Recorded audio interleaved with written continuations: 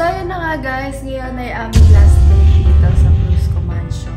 Madami tayong memories na mamimiss dito. Pero kailangan din natin ganun talaga ang buhay. Kailangan natin magpatuloy. So, ngayon, samahan niyo ako kasi lilinisin natin tong kwarto natin na naging kwarto natin yung matagal din.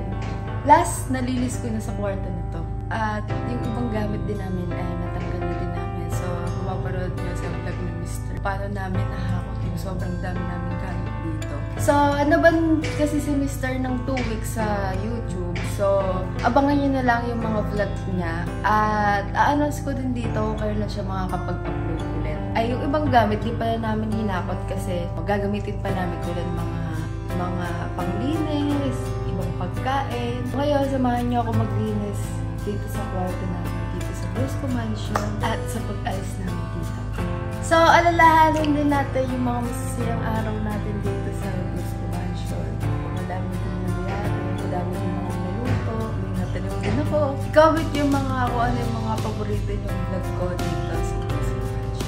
So, mapakita ko muna sa inyo ulit itong buong kwarto. So, ito, magiging empty kwarto na lang ulit siya. Eto, wala na yung mga dito. Yan, ang daming alikabok. So, kasi, tinanggal na namin yung salamin dyan. Di ba may salamin dito? Tapos yung mga design dito sa gulid-gulistar na ayaw niya. Kasi lagi na nalalaglag. Tapos yung dito, sa side na to, sa ref, eto na lang natira yung ibang gamit. Tapos, konti na rin yung laman ng ref namin. Tapos yung dito ako naglagay ng mga gamit ko sa pagluluto ko, yung mga ingredients. Dito ko siya nilagay, so wala na din, naiuwi na din namin. Pasilip mo yung rep, baka nako-curious sila. Ito yung laman ng rep namin makalat. Yan guys, yan na lang. Yan na lang, hindi na kasi kami nag-grocery. Kaya yan na lang naman ng rep namin. Tapos yung dito, yung mga chichirya, yung mga delata, yung mga pagkain ni Andre. Nandun sa bag mo. Mamaya, papakita ko sa inyo. So guys, sa huling pagkakataon dito sa Brusco Mansion, ay nawala na naman kami ng kuryente. So parang katulad sa Brusco House. Pag malapit na talaga kami umalis, lagi nawawala ng kuryente. Pero sana hindi na maulit yung nakawan katulad dati. Baka talagang nasira lang, gano'n. Kaninang alas 6 kasi guys, biglang may pumutok ang lakas. Kala ko, buong kapitbahay namin, kami lahat walang kuryente. Pero kami lang pala yung, etong bahay lang na to, yung wala ng kuryente. Balik tayo sa pag-iikot natin. So dito ko nilalagay yung camera, batteries ng camera, tsaka yung laptop ni Mr. Tsaka laptop ko, dyan ko nilalagay. Tapos dito yung mga gold play button, tsaka silver play, yung picture namin. Tapos dito yung mga kung anik-anik, mga gamot, face mask, yan, yung mga kung ano-ano, abubot. Hindi na kami nag-iiwan ng mahalagang bagay kasi talaga tinatago namin yun. Tapos dito, yung mga make-up, mga pang-skincare ko, lahat ng nasa laman yan, akin yan. So, wala na yung laman yun. Inuwi ko na din. Dito, salve. Salve. Tapos may halaman. Nung wala si salve, nagkaroon ako ng halaman dito. Inuwi ko na din. Tapos dito, madalas ko mag-content dito. Ito yung lagi namin background. Mga upuan na sa nakakataob.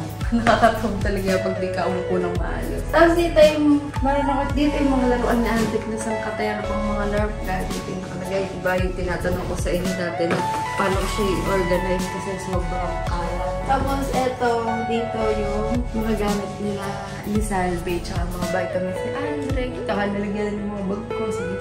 Tapos, siyempre, nilagyan na natin ng labi. Ganyan na lang siya kakonti guys kasi inuwi na namin yung ibang damit kasi konti-konti kami para magkasya kaya repa. Yun. Ito. Yan na lang. So, yun na lang iaayusin natin ngayon tsaka yung mga ibang natinatang gamit. Tapos, eto. Yan, kalat na. Dati hanggang dito yan. Ngayon, eto na lang kasi naiuwi. Ito namin ni Mr. yung sangkatero ba niyang sapatos. Tapos eto, wala pa yung ilaw mo din. Eto, dito sa CR, wala ko masyadong inuwi kasi gagamitin ko pa nga itong mga panglinis ko. Yan. Tapos itong CR. Nandiyan pa din yung mga sabon ko. Wala pa akong inuwi dito. Ang inuwi ko lang dito, yung mga stock ko dito. Kasi dito ako naglalagay ng mga stock ko. Yung mga sabon, toothbrush, shampoo, at kung ano-ano pa na pang-stock natin. So, inuwi ko na din yun. Kasi hindi na pwede mag-stock tayo dito. So, eto pala yung naiwan na ng mga pagkain. Bahay, yan. Yung bag na yun na puro pagkain yan. Tapos dito, yung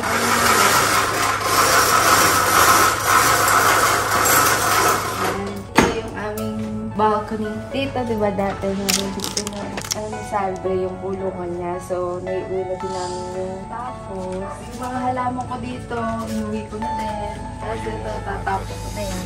So, yun na. So, pag silip mo dito sa kwarto namin, syempre, yung pool, madumi. Naku, pala ka. Nilulugin pala kami. So, dito na tayo kasi init. Sa mga listin talaga namin to kasi, syempre, isang taon din namin tinirang sa bahay natin, diba?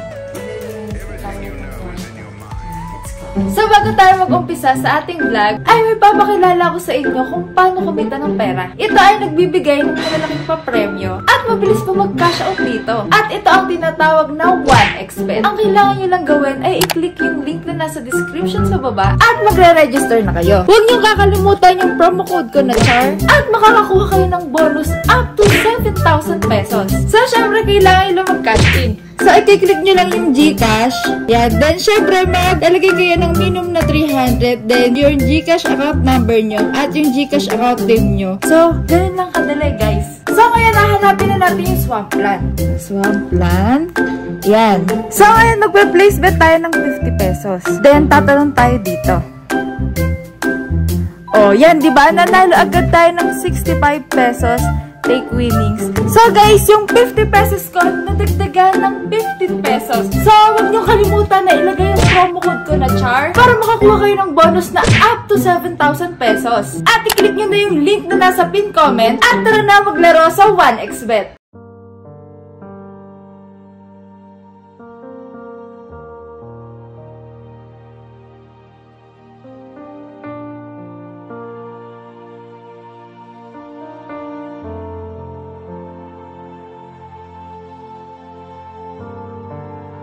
Paghanap namin ang gamit, nakita pa ako ng kay ni Andre na ito.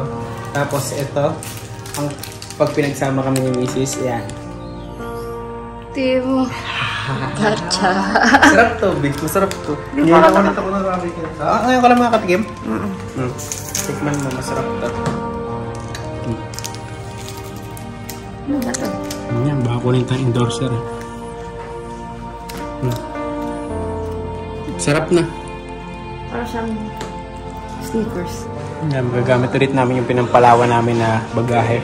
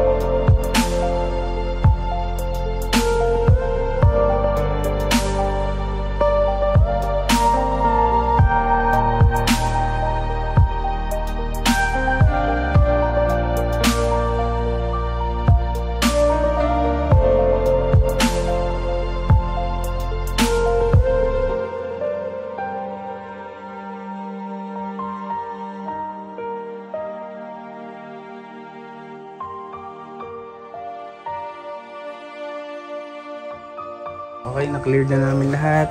Okay na lahat. So, ayan, nilinisin din ni Mrs. Bago ang lahat para matapos na. At malinis na namin maiwan itong Brusco mansion room namin. Nabe na? Yes. So, ayan ang iba namin gamit. Mga unan, trash can. Ayan, iba pa. Ating pala si Mrs. na ganito. Nakakita niya talaga na naglilinis lagi.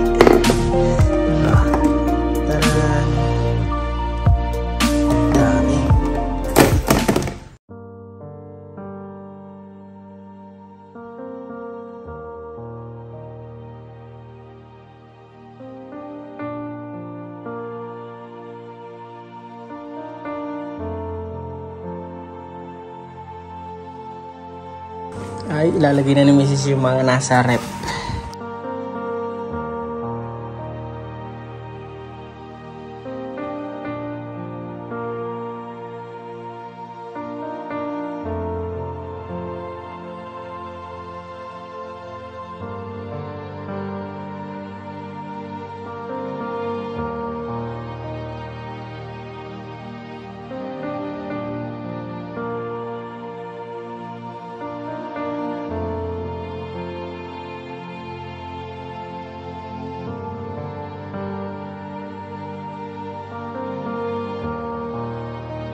Tatago tayo ng hidden dito. Yan. Wala lang. Para pagdating ng panahon, boy, meron palang piso dito. Yun.